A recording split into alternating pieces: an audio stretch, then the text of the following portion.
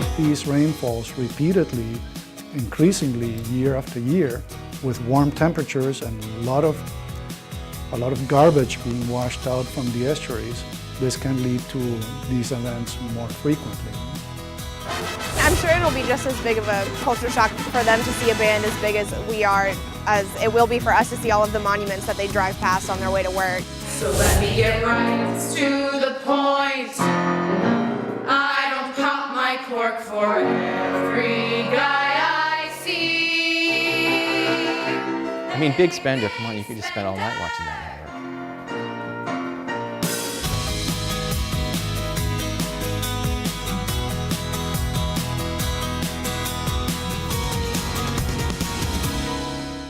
Hello and welcome to University Beat. I'm Denise White. There's a mystery out in the Gulf of Mexico and some USF scientists are working to solve it. Over the summer, divers about 100 miles off the Texas coast noticed dying marine life on a coral reef that is usually colorful and vibrant. The area is known as the East Flower Garden Bank Reef and is part of the protected National Marine Sanctuary. Divers saw a white coating on the coral, and they said the normally crystal clear water had become murky. About 10% of the coral, sponges, and other life on the reef has died. USF Marine researchers are part of a team trying to determine the cause. One theory, heavy spring rains along the Texas and Louisiana coast caused an unusually large amount of fresh water to enter the Gulf, and high winds then pushed that water out to the coral reef. So fresh water will sit on top of salt water, and right in between there was a sandwich of very low oxygen water that moved offshore, literally over 100 miles, and that washed over these coral reef areas. It washed over only some of the coral reef areas, but it's like a finger of low oxygen, and the communities on the bottom, the coral reefs, the sponges, the urchins, suffocated, they asphyxiated. On top of that, because it's a freshwater plume loaded with sediment, these organisms got smothered. And the question is, if we get these rainfalls repeatedly, increasingly year after year, with warm temperatures and a lot of garbage being washed out from the estuaries, this can lead to these events more frequently. And so that's the fear. They have been extremely rare in the past. Will they be more frequent in the future? A second team of USF scientists is looking into another environmental issue, this one closer to home. Heavy rain from last month's Hurricane Hermine overwhelmed a sewage treatment plant in St. Petersburg. Millions of gallons of partially treated sewage ended up in Tampa Bay and other local waterways. What is the potential threat to public health? USF biologists are analyzing water samples from affected areas to find out. Hedel Gandhi reports.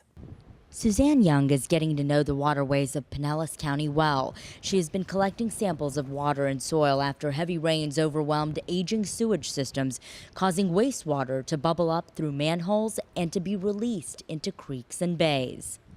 2 years ago, Young was part of a USF research team that took samples after an underground pipe broke near Pinellas Park, leaking raw sewage into the ground and a creek that feeds into Boca Ciega Bay. Lab tests from that site showed a strain of antibiotic-resistant bacteria, something usually found only in hospital waste. The antibiotics and the antibiotic-resistant bacteria can enter residential sewage if people are taking antibiotics, if you are what we call colonized with these resistant bacteria, you can release them into the sewer system. And a lot of that is coming from the widespread use of certain antibiotics. Lansing Park, just south of downtown St. Petersburg, is one of the areas where samples are being tested by USF for antibiotic-resistant strains.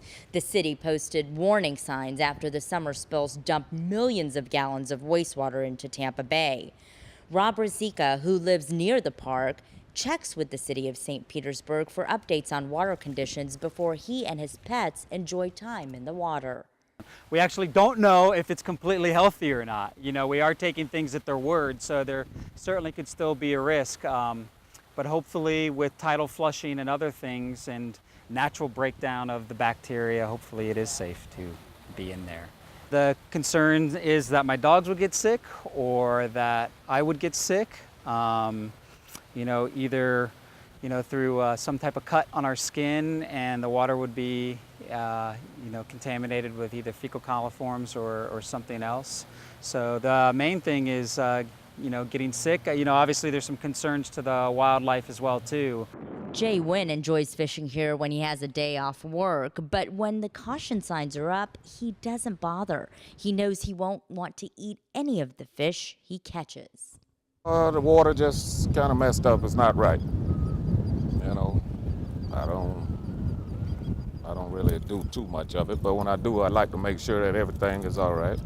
Yes, it can make you sick. We still don't really know the real risks of exposure in recreational water. The results of the most recent tests are not yet in, but USF biologists will share them with the public and St. Petersburg officials when they are available.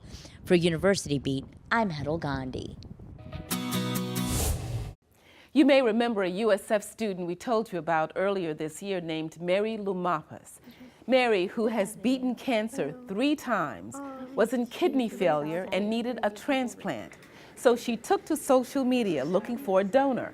The campaign was called Share Your Spare, and it worked.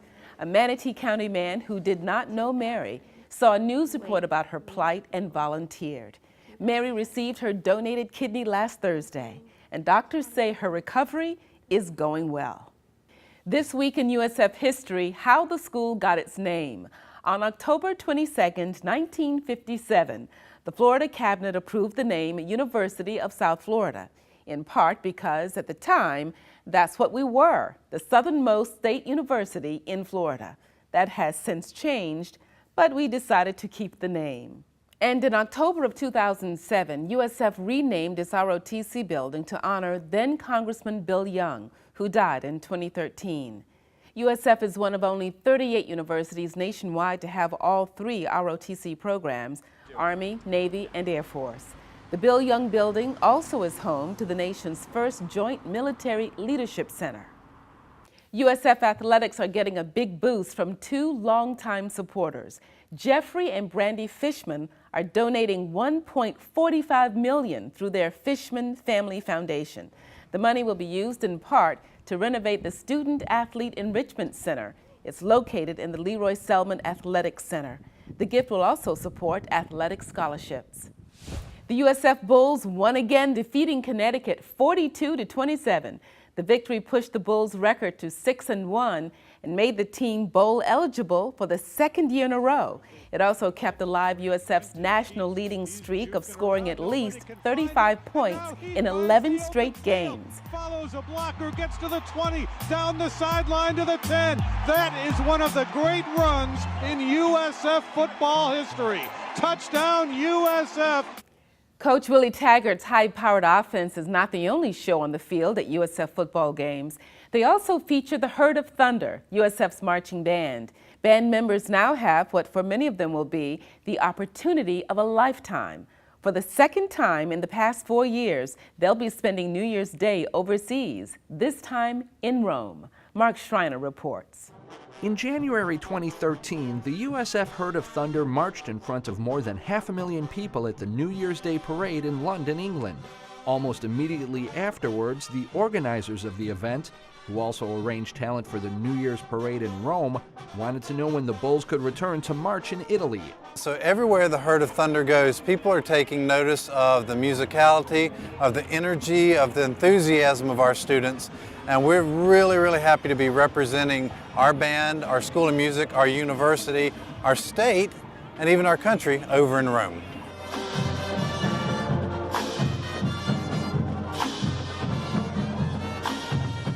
As band officials found out when they went to London, it takes a lot of preparations to get 135 musicians, their instruments, and uniforms halfway around the world.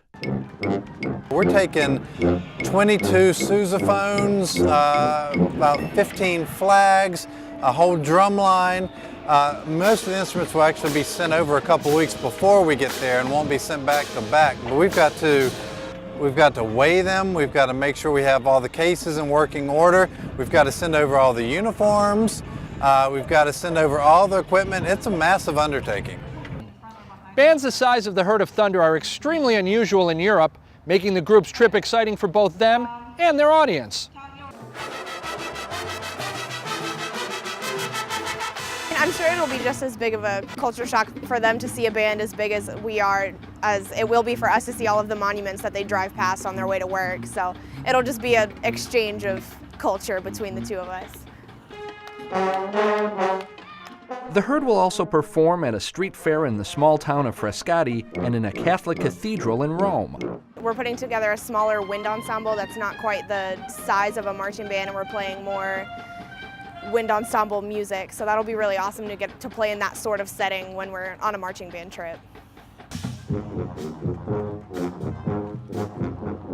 And one of the biggest honors will come when the band performs in St. Peter's Square, right in front of the Vatican. We're in the process of putting together everything from Ave Maria to Nesum Dorma, and so we have to pick sacred tunes that the Italian people will recognize. Band members, along with members of the color guard that accompanies them, are looking forward to not just performing, but also seeing a foreign country. Going out of the country for the first time, I'm half Italian, so being able to go over there kind of back to where my roots are. And so being able to, try the foods, see all the different monuments and everything, so it's gonna be really awesome. The biggest thing I'm looking forward to is going to a new country, especially with marching band. I've never been to Rome before, so this is gonna be a first, and I'm going with some of my closest friends in Guard. And it's just going to be like an amazing experience to see all the history, and I don't know, it's just going to be great altogether. Since the whole band is not making the trip, there will be enough Herd members left to play at any bowl game the Bulls football team gets invited to. But for many of the students, they won't even consider missing the trip of a lifetime. I never imagined that I would be able to go to Rome with the Herd of Thunder. When I signed up for it, I figured maybe we would go to like a bowl game trip that was still in the state, but I never thought that we would be able to go overseas. So that's a really awesome experience that I'm super excited for. I don't know, it just feels like such an honor to be able to go over there and represent not only the University of South Florida, but America, like the United States, being able to go over there and almost be like a form of ambassador over there, kind of getting to play in other countries and interact with people. For University Beats, I'm Mark Schreiner. If there's a story about the University of South Florida you'd like to see us cover, you can reach us via Facebook, Twitter, and Instagram by searching University Beat TV. USF School of Theater and Dance is in its final rehearsals for its second production of the fall season. This one features a story by Neil Simon and some songs you'll no doubt recognize.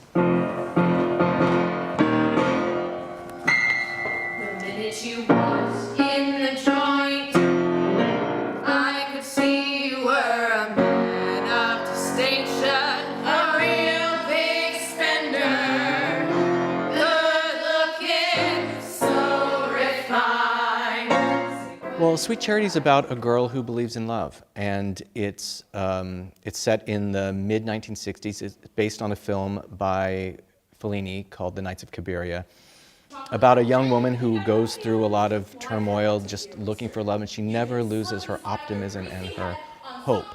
And so the story is set in New York in the mid-60s when things were not particularly beautiful. She works in a dance hall, so she dances with men for money and ends up meeting several men along the way, one of whom is an accountant whom she ends up falling in love with. And it's just sort of a fairy tale of this girl who, in spite of everything, in the face of a harsh and difficult world, never loses her belief in love and just radiates optimism. If they could see me now that they're getting up, I'm really fancy child drinking fancy wine, and I will stumble lungs to keep more effect than kind of top drawer first rate. I feel like she's such a lovable person, and she's someone that I feel like all of us kind of want to be like, someone that's really hopeful and that loves love and never gives up. I feel like that's been the most fun part of like exploring this character, like exploring that side of me, the side of that's really, really hopeful and that believes in love like 100%, like she never gives up. So I feel like that's been the most exciting part. And what has been the biggest challenge for this role for you? I would say the exact same thing. Like tapping into that, it can be really challenging when I get there. Like it's fun, but actually like really tapping into being her like wholeheartedly and like putting my all 100% because that's who she is. Like she gives everything all the time. So I think it's both like the most exciting part and the most difficult part as well. Well, I think Sweet Charity is a play that combines two things in the musical theater. It's got big production numbers, it's got a lot of showbiz, but it's also got a really great story. And so it plays like a play, and you connect to this woman, you really follow through her trials and tribulations and connect to her emotionally and psychologically. And at the same time, there's some wonderful big splashy numbers and some big singing and some wonderful dancing. So I think it's very, very entertaining, but it also has a really strong heart that everybody can connect to. So let me get right to the point. I don't pop my cork for every guy I see. Hey, big spender, spend a little time with I mean, big spender, come on, you could just spend all night watching that number. Sweet Charity opens October 27th in Theater 2 on the Tampa campus. You can get showtime information at the school's website, arts.usf.edu, or by calling the box office at 813-974-2323. Marc Powers is the director of the USF School of Theater and Dance, and he joins us now on University Beat, and welcome. Thank you.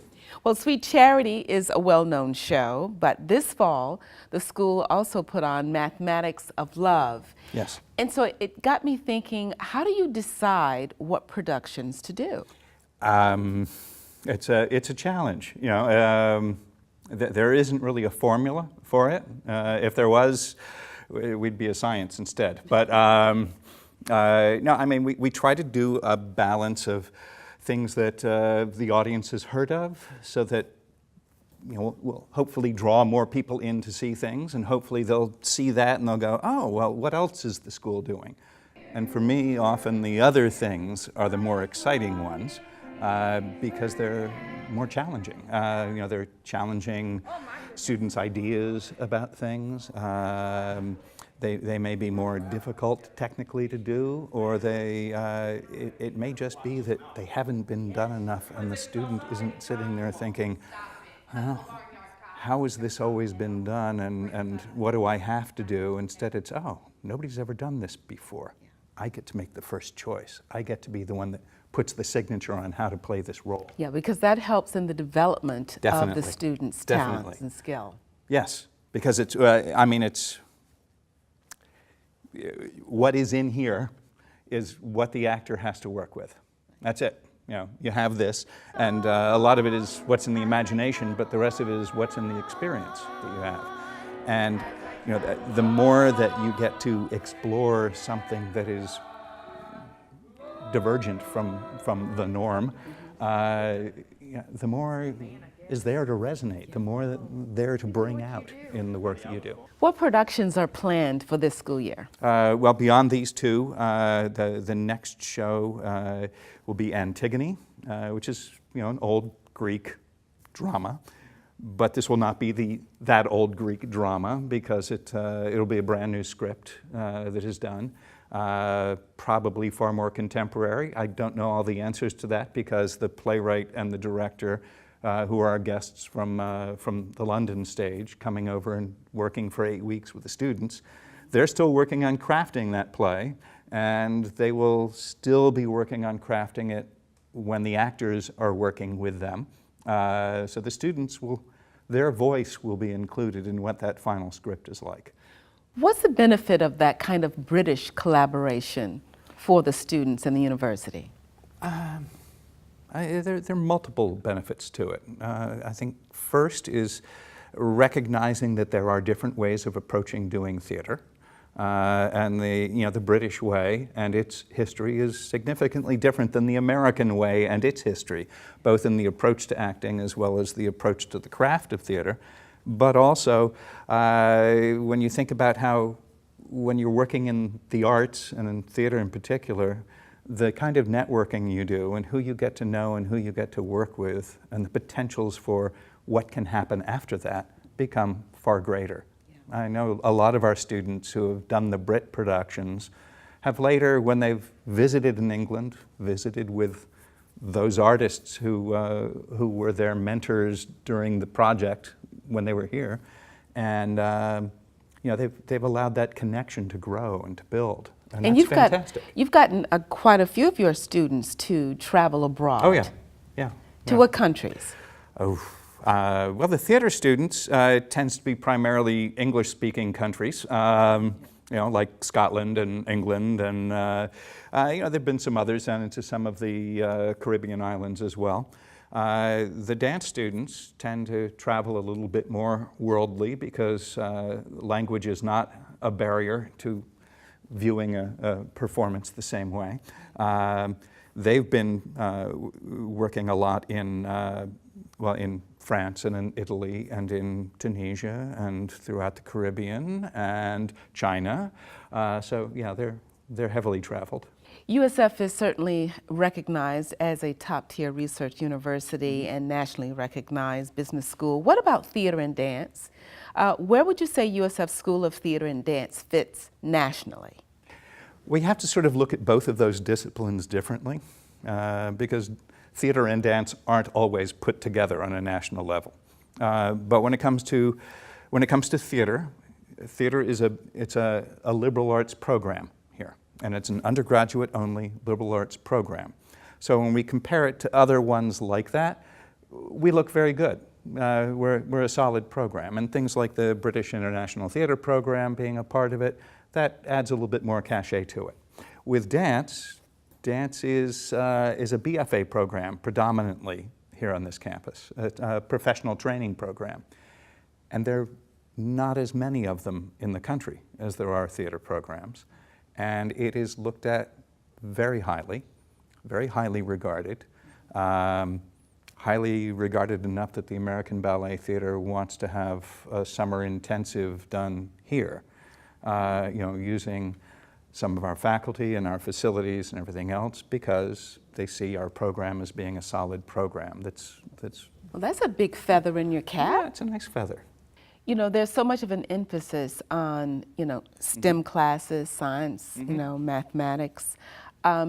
Make the case for STEAM teaching. Instead of STEM? Yes. Well, make the case for the arts and supporting the arts. Well, let's just take the idea of what's a STEM? It's a hollow tube. What's steam? It's energy. It's energy that's traveling through a hollow tube. So the arts are the energy that's traveling through the hollow tube of STEM. It is, we think about solving problems critically, creatively, collaboratively. Where do you find more of the creative and the collaborative? The arts. In the arts. So is there something to be learned by exploring the arts for somebody who is in the STEM areas? Definitely. It may well make their approach to what they do that much more powerful, that much more convincing, that much more innovative. Take away the arts and it becomes more mechanical. Marc Powers, thank you so much. Thank you. Thank you for joining us in University My Beat. pleasure. Thank you. If there's a story about USF you'd like to see us cover, or you want to share a comment about the show, you can reach us via the WUSF Public Media app.